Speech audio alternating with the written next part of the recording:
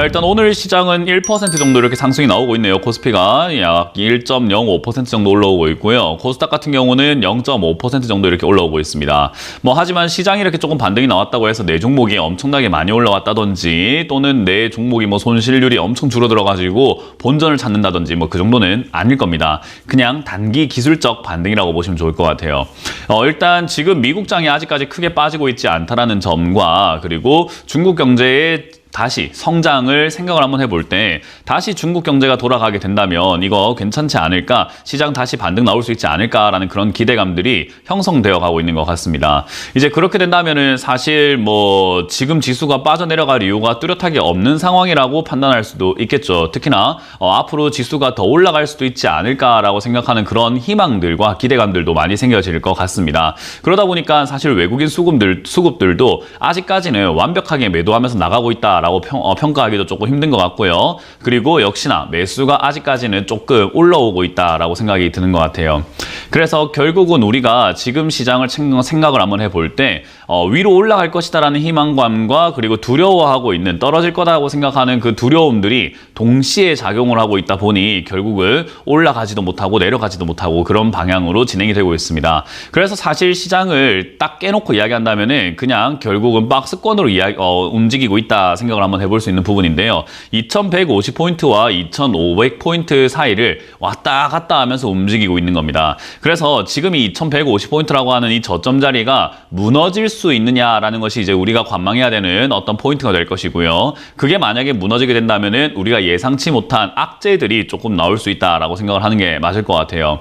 그 예상치 못한 악재라고 한다면은 역시나 비트코인의 추가 하락이라든가 그리고 결국은 푸틴 대통령의 건강 이상설 이런 걸로 인해서 전쟁이 어떤 식으로 진행이 될 것인가, 그리고 다시 또 올라가고 있는 이 유가가 물가에 어떤 영향을 줄 것인가라든가, 또 마이클 버리가 이런 이야기를 하고 있죠. 결국 인플레이션이 다시 한번 또 정점을 찍을 수 있다, 다시 또 올라올 수 있다라는 그런 이야기들이 나오고 있어가지고 사실 이 물가가 올라가느냐 내려가느냐 아직까지도 불분명하다라는 거예요. 그렇기 때문에 인플레이션을 잡기 위해서 금리를 올리고 있고, 그리고 그 금리가 올라온 것 때문에 많은 사람들이 힘들죠. 왜냐하면 사람들은 빚 없이 살아가기는 힘들기 때문입니다. 그래서 빚을 거의 다 내놓고 살고 있는데 이자를 갚는데 급급하다라는 거예요. 그런 여러 가지 문제점들이 전부 다 섞여 나오게 되면서 사실상 여기서 증시가 또 올라갈 수 있을지 내려가게 될지를 굉장히 고민하게 되는 그런 시기가 된 것 같아요.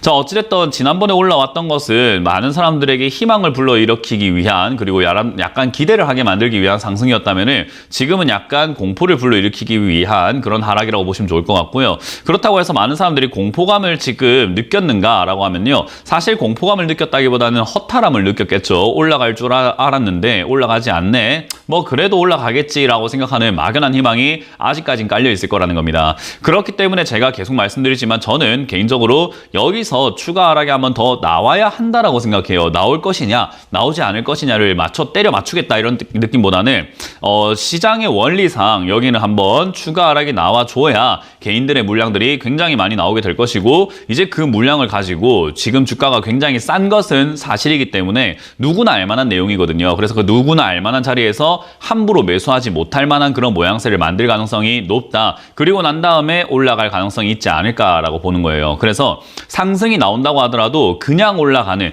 누구나 잡아가지고 수익을 낼 수 있는 그런 상승이 나올 것 같지는 않고 함부로 조금 매수하기 힘들 수 있는 그런 모양을 만들고 갈 것이다 라고 보여집니다. 그래서 저는 과거부터 계속 말씀드리지만은 추가 하락이 있을 것 같다, 바닥을 이렇게 얌전히 잡을 것 같지는 않습니다. 지금 2년 동안 이렇게 하락을 했는데 단순히 이렇게 눈에 보이는 뻔한 바닥을 만들 것 같지는 않고 뭔가 추가 하락이라든지 악재를 들먹거리면서 밑으로 쭉 빠지는 그런 행태가 나올 수 있다고 봅니다. 그래서 이제 그런 행태가 나오는지 않는지 그게 이제 우리한테 조금 중요할 것 같고요. 나온다고 한다면 이제 어디서 추가 매수를 할 것인가에 대한 그 포인트를 잡아야 될 것 같아요. 올 상반기죠. 1월에서 2월 정도에는 그 저점이 한번 나와줄 거라고 저는 생각을 하고 있는데요. 그 저점이 저는 개인적으로 2000포인트를 건들거나 그 근처까지 한번 근접하는 또는 그것을 무너뜨리는 그런 정도의 충격이 한번 생기지 않을까 싶습니다. 그러니 결국 우리가 신규 매수라든지 추가 매수라든지 이런 것들을 노리고 있다면 사실 조금 더 먹잇감을 기다리는 사자, 호랑이의 자세로 살짝은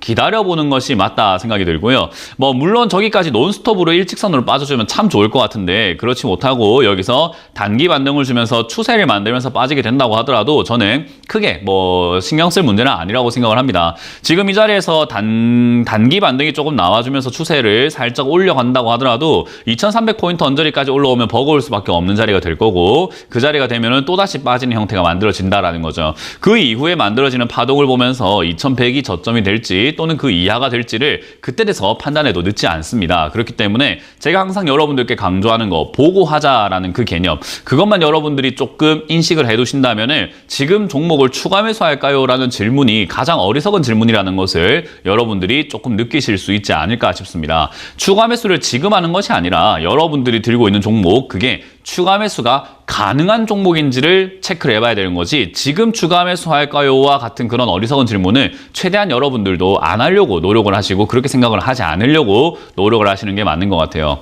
자, 어찌됐든 올해 굉장히 어려운 장세가 될 건 뻔합니다. 부동산, 뭐 정부에서도 부동산 가격을 뭐 연착륙을 시키겠다, 경착륙을 막겠다, 뭐 그런 이야기를 하고 있지만 사실상 부동산 지금 대출 규제를 완화시켜준다고 해가지고 사람들이 빚을 내가지고 집을 살 수 있느냐? 이자가 너무 비싸기 때문에 사실 그거 힘들잖아요. 그렇기 때문에 사실 연준에서 금리가 더 올라간다면 부동산 문제도 계속해서 힘들어질 거고, 그러면 금융 리스크가 우리나라에도 찾아오게 되는 그런 구조가 될 겁니다. 그러니 올해는 사실상 금융 리스크를 염두에 두고 매매를 해야 되는 장세이기 때문에 그 어떤 장세보다 많이 대응하기가 힘들 수 있다. 그렇기 때문에 최저점은 아니더라도 최저점에 가깝게 매수를 해야 되고, 그리고 최고점은 아니더라도 최고점에 가깝게 매도를 하고 난 다음에 우리는 나와야 되는 시장이 될 겁니다. 그래서 저는 지금 내려오는 이 하락은요, 역시 기회가 된다 생각을 하고요. 상승마저도 기회다. 어떤 기회냐? 탈출할 수 있는 기회라고 생각을 합니다. 저는 그 이후가 좀 더 큰 하락이 있을 거라고 보기 때문에 사실 이번 올해 여러분들이 이 변동에서 잘 대응하지 못하면은 어떤 큰 하락을 맞으면서 어떤 위기를 여러분들이 맞닥뜨리게 될지는 정확하게 말씀드리기가 힘든, 정말로 어려운 상황이라고 생각하시면 좋을 것 같아요. 자, 어찌됐든 올해는 실물 경제와 이 주가 간의 괴리감이 많이 사라지면서 그게 많이 반영이 될 가능성이 높습니다. 지금 이 주가는요, 경기 침체가 반영이 된 게 아닙니다. 그냥 거품이 빠진 거죠. 그렇기 때문에 지금부터 올해 반영이 될 내용이 경기 침체와 금융 리스크일 텐데요. 그게 선반영이 될 겁니다. 그래서 실물 경제는 아마 내년까지 또는 내후년까지 안 좋겠지만 주식시장은 올해 말 또는 내년 초에는 바닥을 잡을 가능성이 굉장히 높습니다. 그 바닥이 지금 이 2100포인트가 아니라 저는 그 아래라고 생각을 하는 거기 때문에 그 점을 참고하셔가지고 여러분들이 대응하신다면은 올해도 저는 별로 어렵지 않게 증시에서 살아남는 전략을 짤 수 있지 않을까 생각이 듭니다. 자, 그런 점들을 감안하셔가지고요, 지금 시장은 역시 단기 반등이다라고만 생각을 하시고 경거망동에서는 절대로 안 된다라는 거, 그거 명심하시면서 오늘도 상담을 이어가 보도록 하겠습니다.